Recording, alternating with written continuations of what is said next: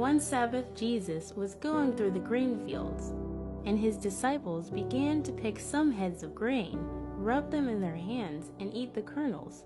Some of the Pharisees asked, "Why are you doing what is unlawful on the Sabbath?"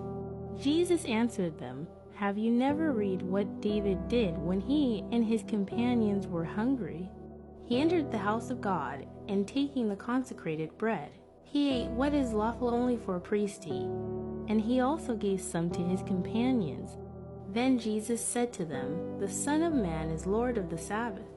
On another Sabbath he went into the synagogue and was teaching, and a man was there whose right hand was shriveled.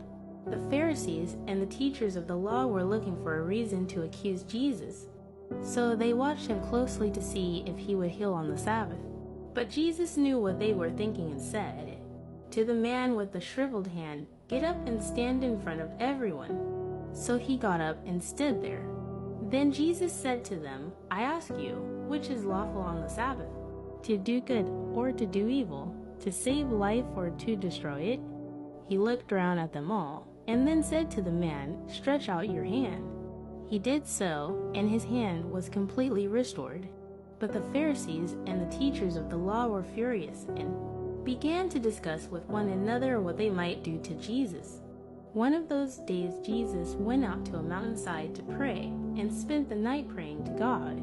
When morning came, he called his disciples to him and chose 12 of them, whom he also designated apostles: Simon, whom he named Peter, his brother Andrew, James, John, Philip, Bartholomew, Matthew, Thomas, James son of Alphaeus, Simon who was called the Zealot, Judas son of James, and Judas Iscariot, who became a traitor.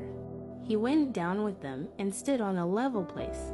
A large crowd of his disciples was there, and a great number of people from all over Judea, from Jerusalem, and from the coastal region around Tyre and Sidon, who had come to hear him and to be healed of their diseases. Those troubled by impure spirits were cured, and the people all tried to touch him, because power was coming from him and healing them all. Looking at his disciples, he said, "Blessed are you who are poor, for yours is the kingdom of God. Blessed are you who hunger now, for you will be satisfied. Blessed are you who weep now, for you will laugh. Blessed are you when people hate you, when they exclude you and insult you, and reject your name as evil, because of the Son of Man. Rejoice in that day and leap for joy, because great is your reward in heaven. For that is how their ancestors treated the prophets. But woe to you who are rich, for you have already received your comfort. Woe to you who are well fed now, for you will go hungry. Woe to you who laugh now, for you will mourn and weep. Woe to you when everyone speaks well of you, for that is how their ancestors treated the false prophets. But to you who are listening I say, love your enemies, do good to those who hate you, bless those who curse you, pray for those who mistreat you. If someone slaps you on one cheek, turn to them the other also. If someone takes your coat, do not withhold your shirt from them.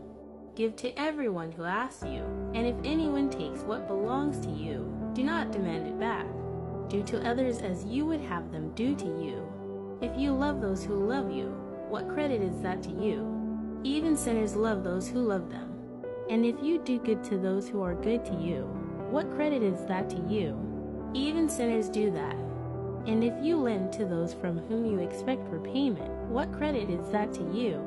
Even sinners lend to sinners, expecting to be repaid in full. But love your enemies, do good to them, and lend to them without expecting to get anything back.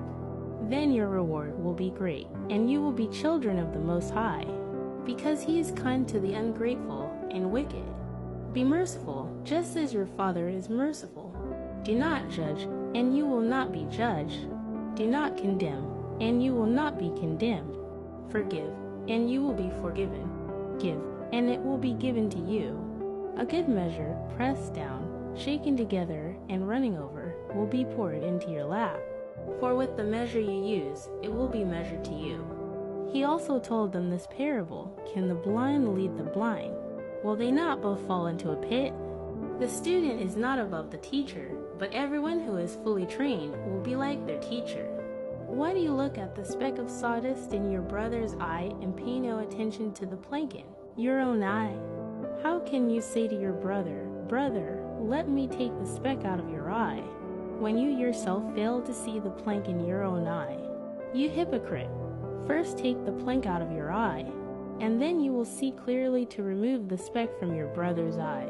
No good tree bears bad fruit, nor does a bad tree bear good fruit. Each tree is recognized by its own fruit. People do not pick figs from thorn bushes or grapes from briars. A good man brings good things out of the good stored up in his heart, and an evil man brings evil things out of the evil stored up in his heart. For the mouth speaks what the heart is full of. Why do you call me Lord, Lord, and do not do what I say? As for everyone who comes to me and hears my words and puts them into practice, I will show you what they are like. They are like a man building a house, who dug down deep and laid the foundation on rock. When a flood came, the torrent struck that house but could not shake it, because it was well built.